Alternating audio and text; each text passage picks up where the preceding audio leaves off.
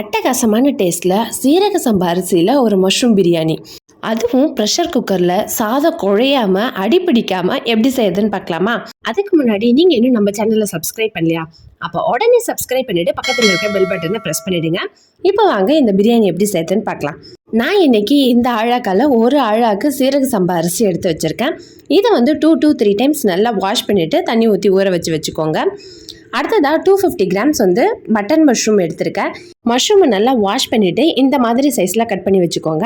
அடுத்ததாக ஒரு மிக்ஸி ஜாரில் 10 to 15 சின்ன வெங்காயம், 2 பச்சை மிளகா, ஒரு 8 பல்லு பூண்டு, 4 துண்டு இஞ்சி சேர்த்துட்டு இதை கூடவே கொஞ்சமாக புதினாவும் கொஞ்சமாக கொத்தமல்லி சேர்த்துட்டு நல்லா பேஸ்ட்டாக அரைச்சி எடுத்துக்கோங்க.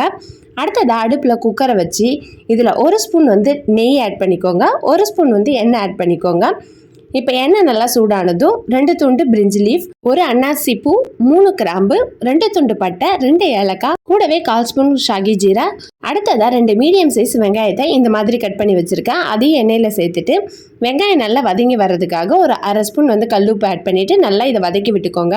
வெங்காயம் நல்லா இந்த மாதிரி வதங்கி வந்ததும் நம்ம அரைச்சி வச்சுருக்க பேஸ்ட்டு இது கூட சேர்த்து நல்லா கலரி விட்டுக்கோங்க. இது ஒரு 2 நிமிஷம் நல்லா வதங்கினதும் இந்த மாதிரி கலர் லைட்டாக சேஞ்ச் ஆகி வரும்.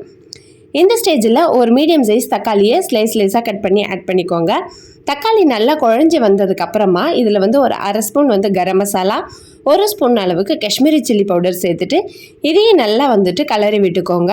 தக்காளி நல்லா குழஞ்சிட்டு மசாலாவோட பச்சை ஸ்மெல்லாம் போனதுக்கப்புறமா இதில் 2 ஸ்பூன் அளவுக்கு தயிர் ஆட் பண்ணிக்கோங்க. தயிர் நல்லா சேர்த்துட்டு நல்லா கலரி விட்டதுக்கப்புறமா நம்ம கட் பண்ணி வச்சுருக்க மஷ்ரூமையும் இது கூட சேர்த்து நல்லா கலரி விட்டுருங்க. அடுத்ததாக பிரியாணி நல்லா கமகமன் வாசனையாக இருக்கணும் இல்லையா? அதுக்காக இன்னும் கொஞ்சமாக வந்துட்டு புதினா இலையும் கொஞ்சமாக வந்து கொத்தமல்லி தழையும் சேர்த்துட்டு நல்லா கலரி விட்டு குக்கரோட மூடியை மேலே போட்டு ஒரு 5 நிமிஷம் சிம்மில் நல்லா வேக வச்சுருங்க. இப்போது மஷ்ரூம் நல்லா வெந்து வந்துடுச்சு. இந்த ஸ்டேஜில் நம்ம எந்த ஆழக்கால அரிசி எடுத்தோமோ அந்த ஆழக்கால 1.5 அளவுக்கு தண்ணி சேர்த்துட்டு நல்லா கலரி விட்டுருங்க. தண்ணி நல்லா கொதிச்சு வந்ததுக்கு அப்புறமா நம்ம ஊற வச்சிருக்க அரிசியை தண்ணி எல்லாத்தையும் நல்லா ஃபில்டர் பண்ணிட்டு இது கூட சேர்த்துருங்க.